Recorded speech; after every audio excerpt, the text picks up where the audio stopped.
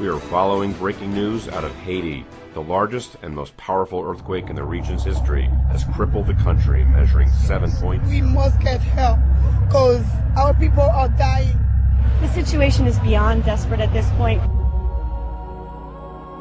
2 747s arrived in Port-au-Prince from Israel, one loaded with medical supplies and the other with personnel, here to create the best field medicine available. This is like another world compared to the other hospital. It's just amazing. Israel's tragic experience as a target of terrorism has given it unparalleled expertise responding to catastrophic emergencies. It's a skill that the Jewish state has brought to disaster scenes around the globe. But Israel's legacy of humanitarianism can be traced all the way back to its founding. Pioneering leaders reached out to help other developing nations. Chaim Devon runs the Israeli government's aid programs. Israel is kind of a living laboratory, a model of success of a country that met the challenges in spite of very difficult conditions, not only very difficult climatic conditions, but very difficult political conditions. Israel has shared its know-how in areas ranging from groundbreaking drip irrigation techniques to community development with 140 nations. I'm Dominique Quadio. I come from Côte d'Ivoire, Ivory Coast in West Africa. And I'm from Nigeria, Sierra Leone. I'm from Rwanda. I came from Ethiopia. At its headquarters in Haifa and in workshops held around the world, the Golda Meir Center has worked with women in developing countries for nearly half a century. Mazel Renford heads the center. We want to empower women. This is a main objective, main goal of this center. We want to help the poorest of the poor at the grassroots level in one hand, and we want to also to help the women to reach the highest level possible. One of those women is Yoroti Mendez from Paraguay. Yoroti turned the skills she learned from her Israeli training into a successful family business.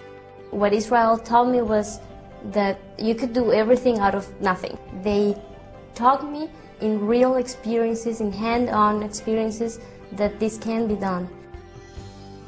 So inspired was Yoroti by what she learned from Israel that today she travels throughout the poorest countries in Latin America teaching other women those same techniques. Something very important I learned from Israel is that you don't have to keep what you learn for your own. You have to give it to someone else.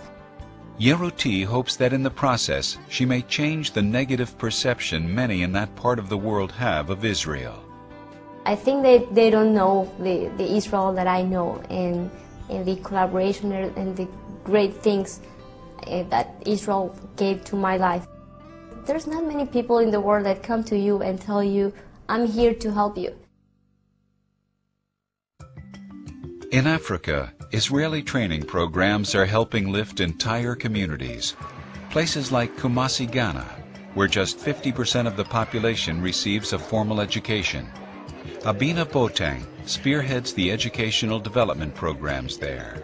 A lot of these kids ended up dropping out from school even before they completed the 6 years of primary education. And when you have kids dropping out of school, it means that you don't have the required manpower to be able to fill in the slots that you need to develop your country. Abina, a veteran of numerous Israeli training programs, turned once again to the Jewish state for help.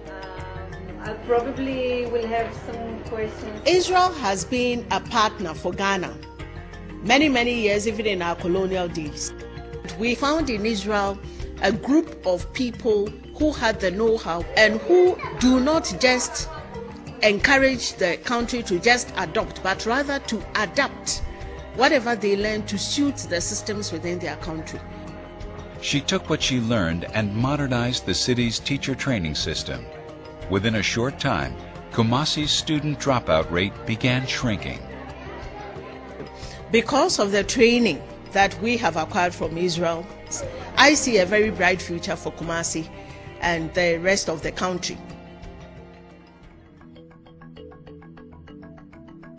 In Nigeria, the life expectancy for women is only 48 years. That's why Nigerian OBGYN Geraldine Mocha went to Israel for advanced medical training. I was posted to Wolfson Medical Center to work under Professor Golan, whom I think is one of the experts in laparoscopy in Israel. This less invasive surgical procedure removes tumors and cysts while reducing the risk of infection and shortening patient recovery time. Dr. Nmocha wanted to learn this technique in order to save women's lives in his country. You don't get that training in Nigeria at all.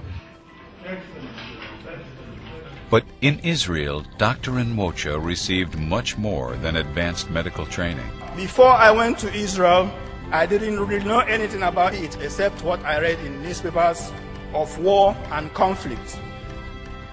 I'm glad a day has finally come for me to bear witness to the world how the state of Israel rewrote the history of my life and that of many others.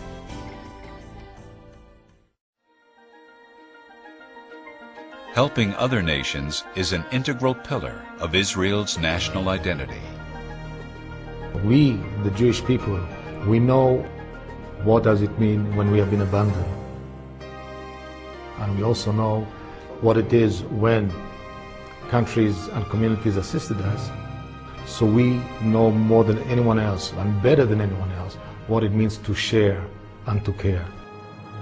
For me, it's a very, very important component of our life. We should share with others what we have.